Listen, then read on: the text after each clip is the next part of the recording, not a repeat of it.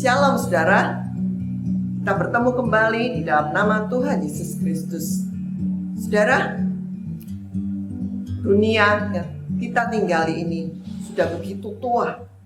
Bahkan kita melihat begitu banyak penderitaan yang ada.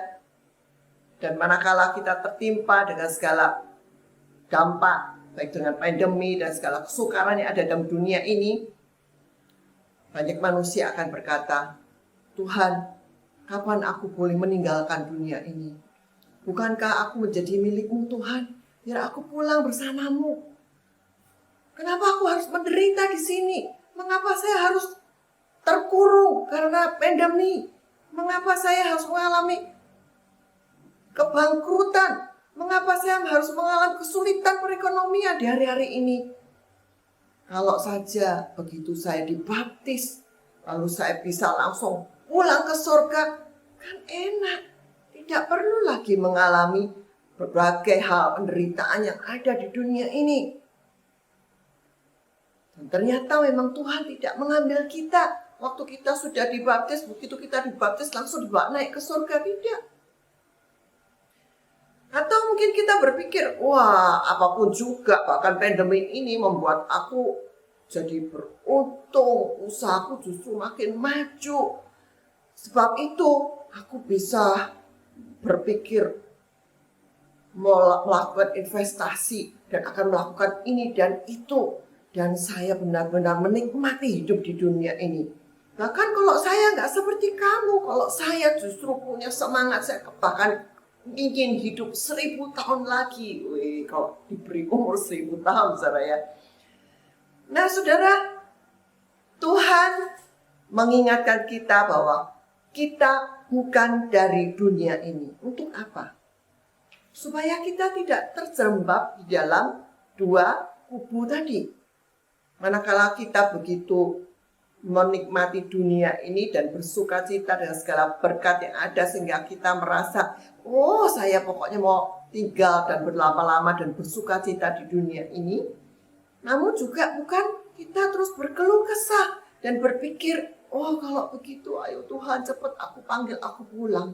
Ini dua hal yang Tuhan tidak inginkan untuk kita miliki sebagai umatnya.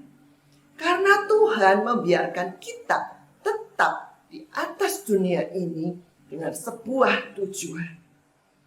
Mari kita bersama-sama baca di dalam Yohanes 17 ayat 14 dan 16. Demikian firman Tuhan, Aku telah memberikan firman-Mu kepada mereka, dan dunia membenci mereka, karena mereka bukan dari dunia. Saudara perhatikan, mereka bukan dari dunia.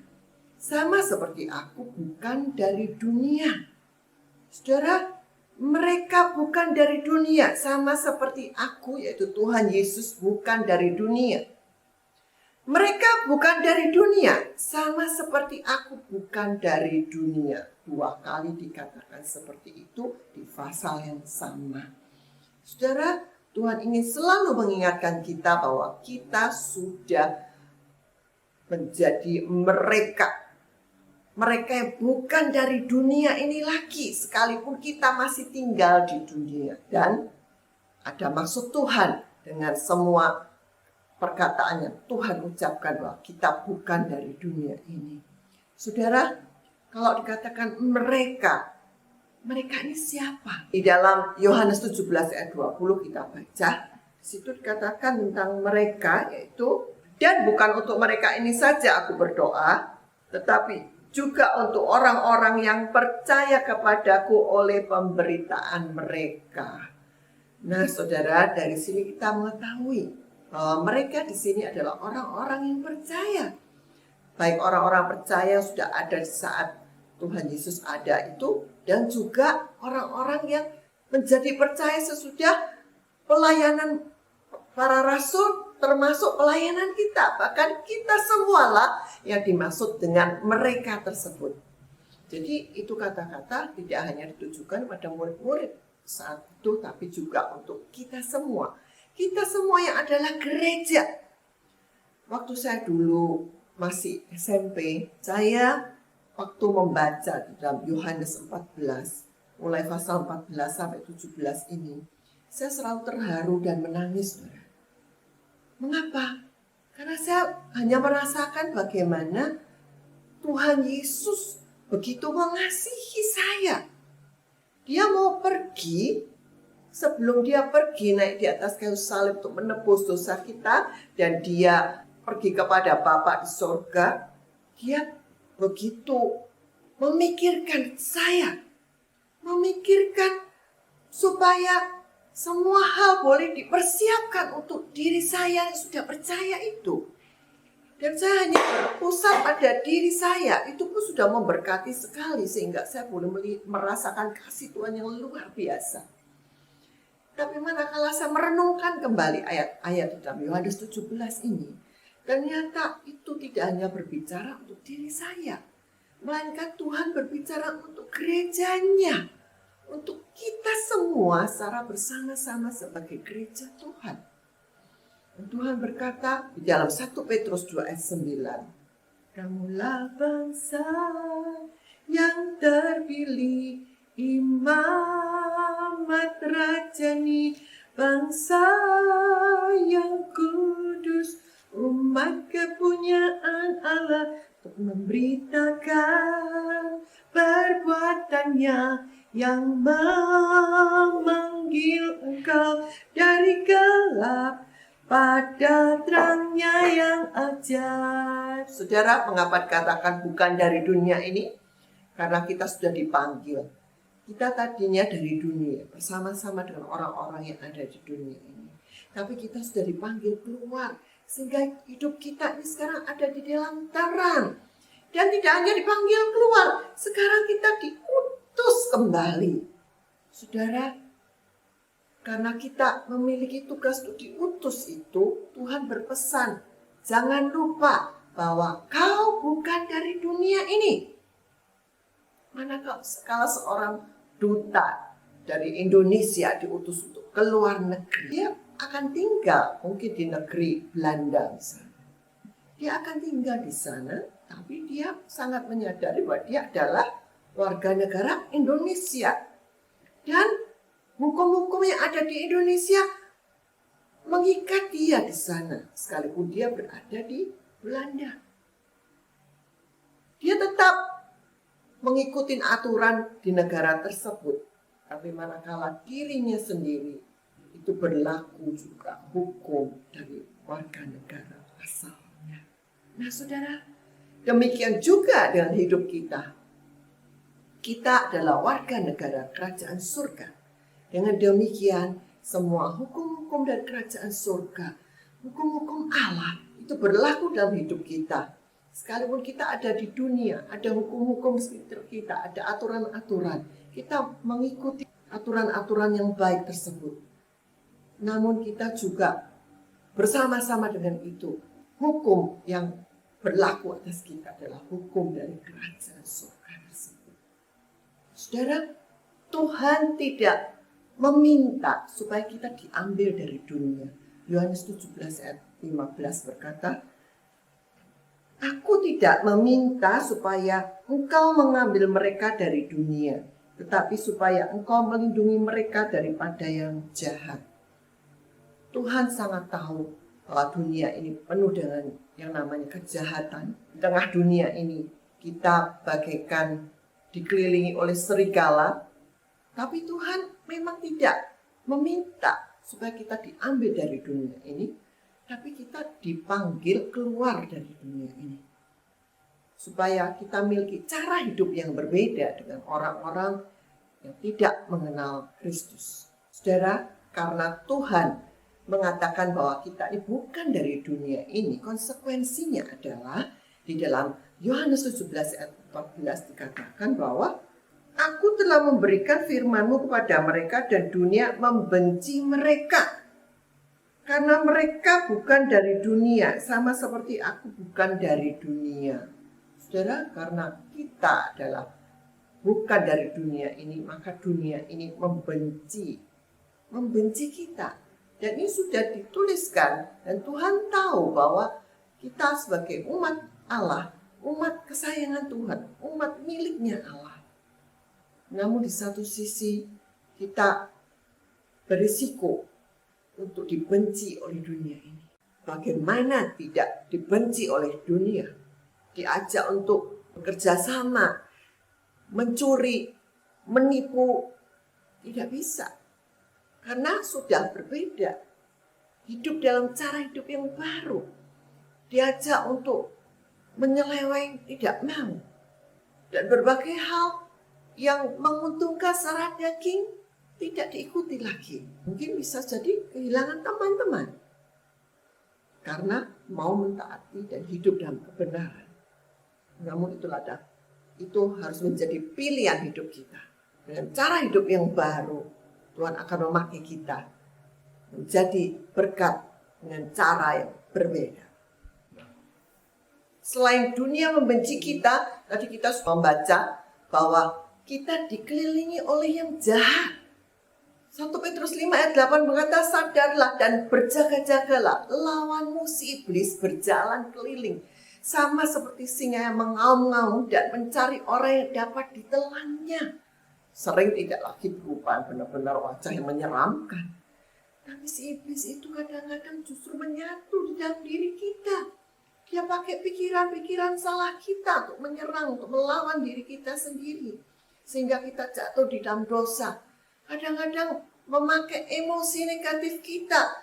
Membuat kita marah, membuat kita jengkel, membuat kita ketakutan. Dan si iblis sudah menggunakan segala perkara di sekeliling kita. Dia cari celah supaya kita benar-benar bisa diterkam dia. Nah, apakah Tuhan tidak tahu kondisi ini? Saudara, Tuhan sangat tahu. Tuhan sangat tahu hal itu, saudara. Sebab itu Tuhan berdoa. Tuhan berdoa untuk kita yang diberi tugas tetap tinggal di dunia ini. Begitu percaya tidak langsung diangkat, tetap tinggal di dunia ini. Supaya apa? Supaya kita bisa menjadi utusan Tuhan. Memberitakan berita sukacita buat orang-orang sekeliling kita. Menjadi terang yang memberkati orang-orang sekeliling kita. Sehingga waktu mereka melihat kita, melihat saya dan saudara, mereka bisa melihat, oh, Kristus itu luar biasa ya. Baik banget. Wow, kuasanya dahsyat. Dan jangan lupa saudara, ini adalah kisah bagaimana Tuhan berdoa. Tidak hanya untuk pribadi, lepas pribadi, tapi Tuhan berdoa untuk gereja. Dia berdoa untuk gerejanya saudara. Seperti apa berdoanya?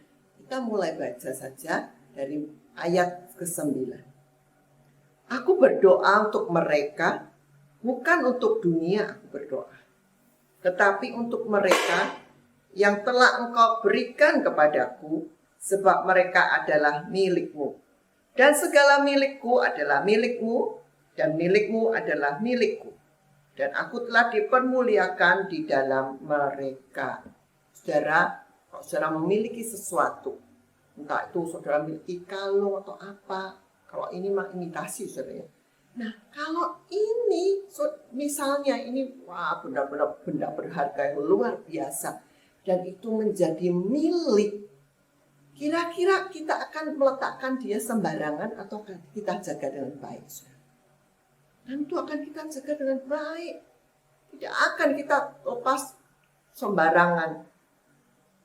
Tuhan melihat kita ini adalah biji matanya. Karena engkau itu berharga dan mulia.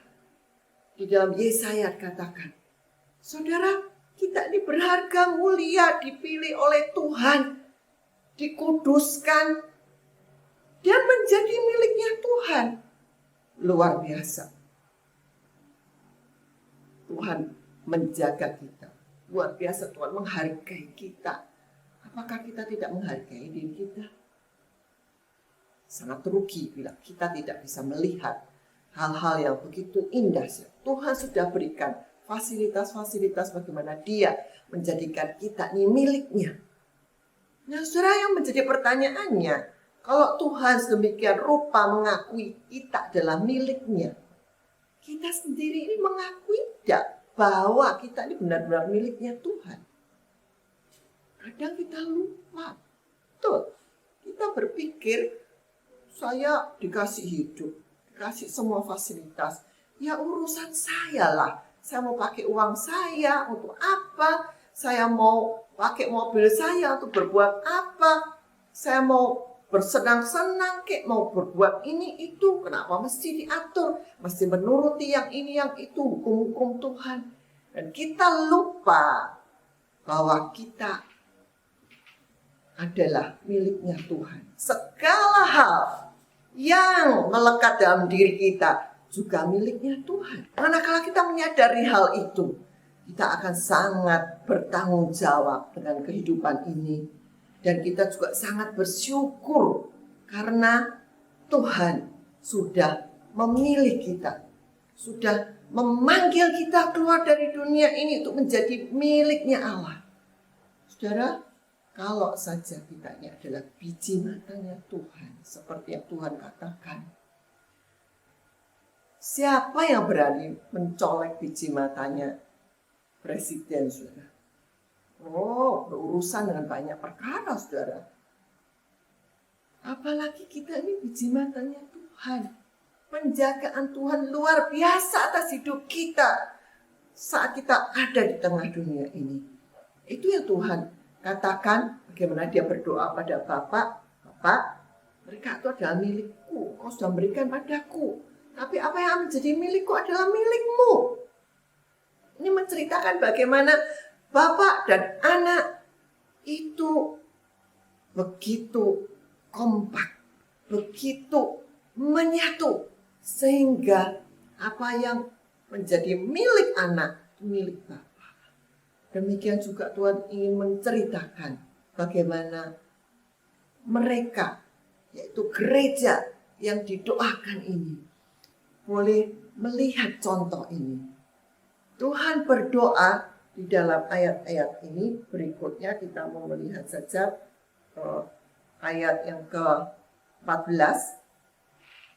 Aku telah memberikan firman-Mu kepada mereka dan dunia membenci mereka karena mereka bukan dari dunia sama seperti aku bukan dari dunia. Aku tidak meminta supaya Engkau mengambil mereka dari dunia, tetapi supaya Engkau melindungi mereka daripada yang jahat. Jadi Tuhan berdoa, Bapak, lindungi mereka dari yang jahat. Aku tidak minta Tuhan ambil mereka. Kalau saja seseorang yang begitu mengasihi miliknya, dia kepingin jaga, kalau bisa terus ada di tangan dia, dekat dengan dia. Tapi manakala harus diutus, saya merasakan bagaimana mengutus anak saya untuk belajar di tempat yang jauh. Apa saja yang bisa saya persiapkan supaya sebisanya 1 bulan, kayak 2 bulan, 3 bulan, dia sudah cukup aman untuk menjalani hidup di sana. Sampai-sampai bawa kopernya begitu besar, saudara. Karena saya sebagai seorang ibu memikirkan, kalau bisa nak, aku bekali segala sesuatu supaya kau itu cukup aman di sana. Tuhan lebih dari itu, saudara. Tuhan tahu sekeliling kita ini jahat. Tuhan tahu kita perlu bekal berbagai hal. Sebab itu dikatakan di ayat 14 tadi, aku sudah memberikan firman-Mu.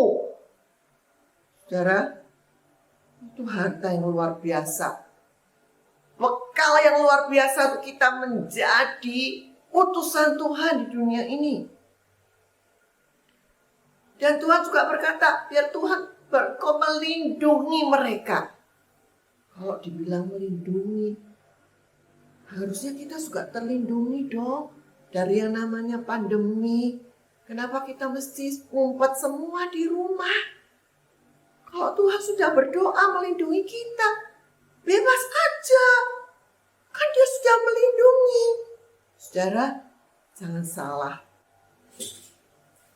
Melindungi di sini, saudara, jangan sampai kita juga akhirnya melalaikan ayat yang lain.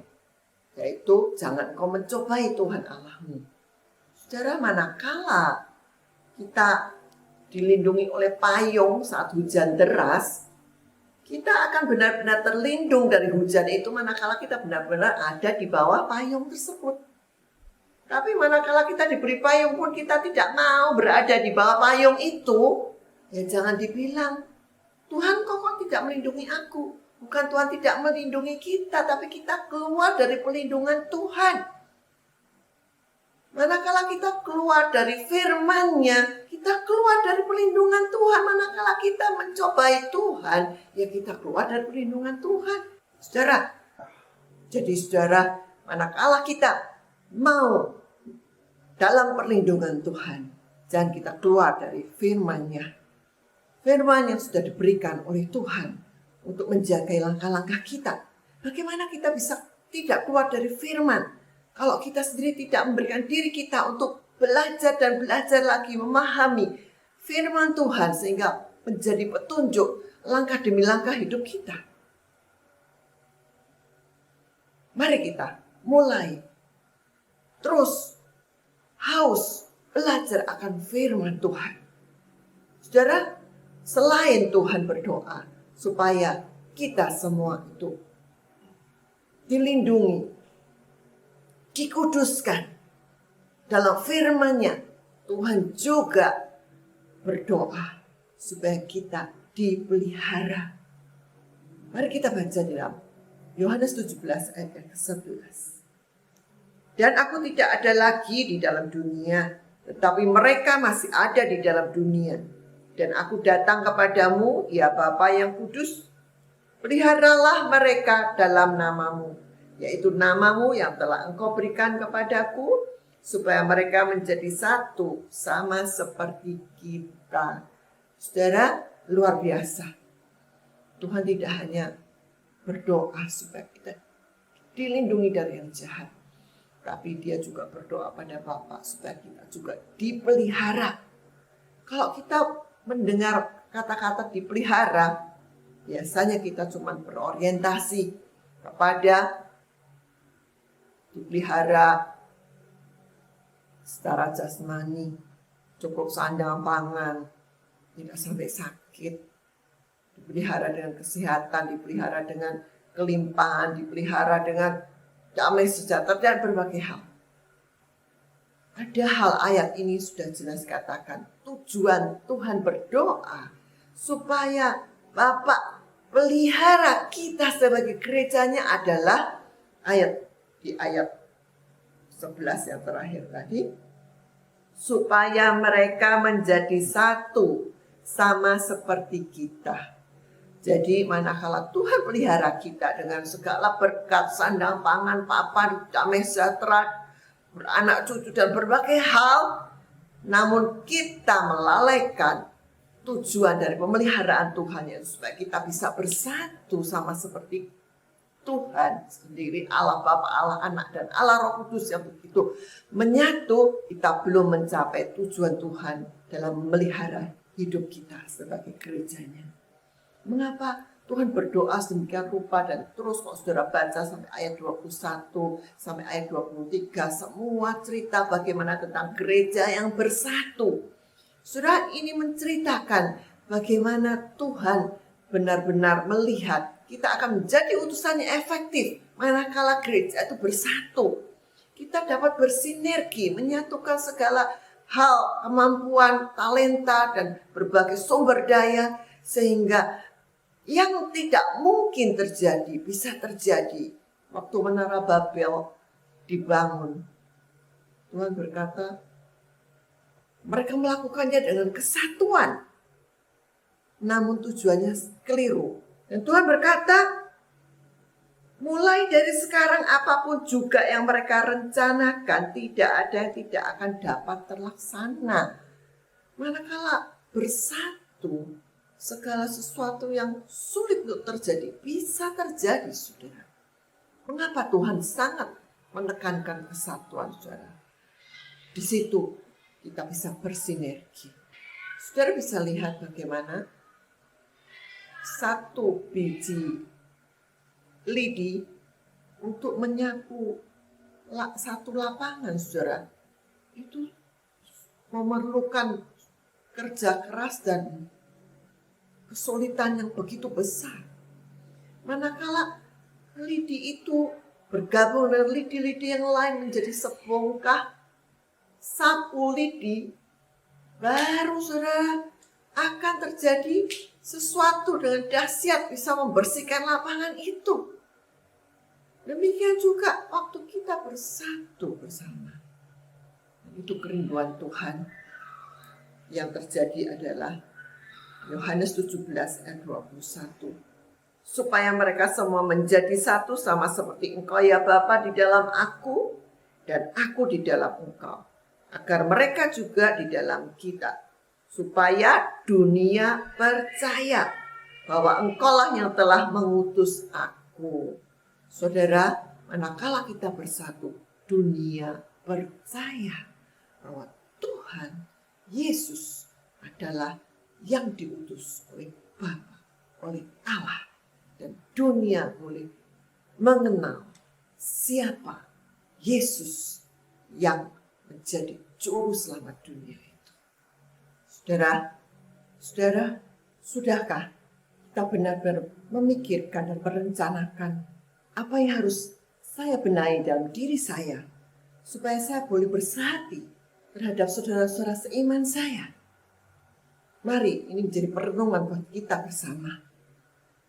Saudara, Tuhan sudah luar biasa. Tidak hanya sudah memanggil kita, memilih kita, menjadikan kita miliknya. Dia membekali kita dengan firman-Nya. Dia juga memelihara kita. Dia bahkan melindungi kita. Dan dikatakan di dalam ayat yang ke-19. Dan aku menguduskan diriku bagi mereka supaya mereka pun dikuduskan dalam kebenaran. Firman Tuhan itulah kebenaran, saudara. Manakala kita benar-benar mau mengalami yang namanya pengudusan, tidak bisa kita keluar dari yang namanya kebenaran firman Tuhan. Dengan memahami ini semua, biar kita terus-menerus bersyukur kita menjadi umat pilihan Tuhan. Dan kita benar-benar memiliki cara hidup yang baru. Cara hidup yang tidak sama lagi dengan cara hidup waktu kita belum menjadi orang yang percaya. Cara berpikir, cara berbicara kita. Bagaimana kita bersikap dalam bekerja, di dalam belajar. Akan menunjukkan sebuah perbedaan. Manakala kita benar-benar memahami bahwa kita sudah bukan dari dunia ini. Jangan sampai justru orang dunia berkata apa? Pengikut Kristus, Kristen. Yang suka menipu tuh, uangku sudah ratusan juta ditipu dia. Apa Kristen? Yang suka main perempuan itu. Saudara, kita mempunyai nilai-nilai yang berbeda. Dan kita mau pegang itu dengan pertolongan Tuhan, dengan kekuatan dari Tuhan. Tuhan yang akan memampukan kita. Cara hidup kita harus cocokkan dengan kebenaran firman Tuhan yang terus-menerus memperbaharui hidup kita. Mari kita masuk di dalam doa. Tuhan, kami sangat bersyukur Kau sudah memanggil kami keluar dari yang gelap itu. Kau menguduskan kami dan Kau memanggil kami pada terang-Mu yang ajaib itu. Dan terang itu ada di dalam diri kami. Dan kami boleh bersinar juga Tuhan menjadi utusan-utusan-Mu. Kami sudah mendengarkan firman-Mu bagaimana Engkau memperlengkapi kami Tuhan menjadi utusan-Mu di tengah dunia ini. Memperlengkapi kami dengan segala perlindungan-Mu, dengan penjagaan-Mu, dengan pemeliharaanmu, dengan Tuhan segala pengudusan Kau berikan buat kami semua. Sehingga kami boleh menjadi efektif, menjadi utusan-utusan-Mu Tuhan. Dan kami sangat menyadari bahwa saat kami boleh Tuhan bersatu, kami boleh menjadi utusan-Mu Tuhan yang dapat melakukan semua hal-hal yang dunia mustahil lakukan ya Tuhan. Kau tolong kami dapat membenahi diri kami masing-masing. Roh Kudus Kau berbicara pada setiap kami. Sehingga kami boleh Tuhan makin bersehati satu dengan yang lain. Seperti rencana-Mu, seperti doa-Mu Tuhan. Di mana Engkau merindukan dengan semua hal yang sudah Engkau sediakan, Engkau berikan buat kami. Untuk kami Tuhan, tidak hanya dapat Tuhan bertahan, tidak hanya Tuhan menang di dalam dunia ini, tidak hanya Tuhan terpelihara, melainkan kami boleh benar-benar Tuhan bersatu. Sehingga dunia boleh tahu, dunia boleh Tuhan percaya bahwa Engkaulah Sang Juru Selamat. Terima kasih Bapa, terima kasih. Segala kemuliaan hanya bagi-Mu, di dalam nama Tuhan Yesus Kristus kami sudah meralaskan doa kami.